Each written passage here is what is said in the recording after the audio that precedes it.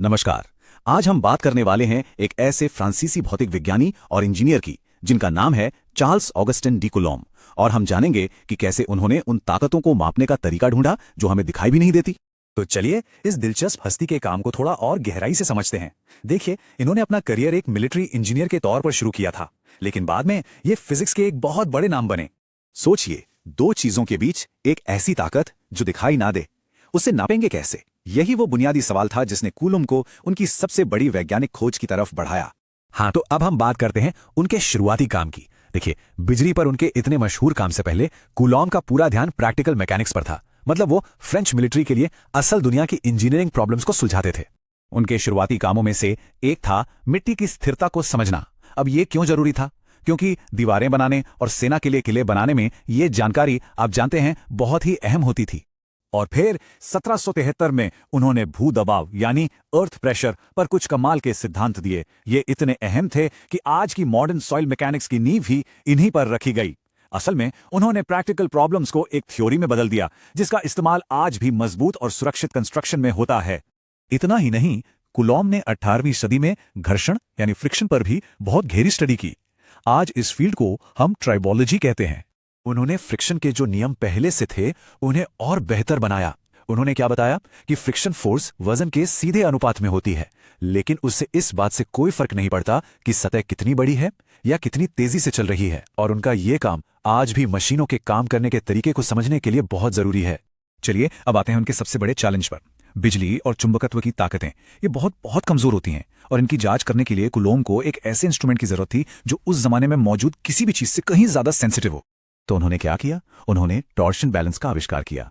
ये एक ऐसा डिवाइस था जिसने बहुत ही कमजोर ताकतों को मापने के तरीके में एक नई क्रांति ला दी। इस डिवाइस की सबसे खास बात इसकी सिंप्लिसिटी और सेंसिटिविटी थी। सोचिए, बस एक पतले से धागे या फाइबर के घुमाव के आधार पर यह काम करता था, और इसी वजह से यह बहुत छोटी छोटी ताकतों को भी आसानी से नाप सकता था। तो प्रोसेस सीधा था। एक गेंद को चार्ज करो, दूसरी वैसी ही चार्ज वाली गेंद पास लाओ, दोनों के बीच रिपल्शन से धागा घूमेगा और बस उस घुमाव के एंगल को नाप लो। इस तरीके से वो इलेक्ट्रोस्टैटिक रिपल्शन और अट्रैक्शन की छोटी से छोटी फोर्स को भी बड़े ही सटीक तरीके से नाप सकते थे।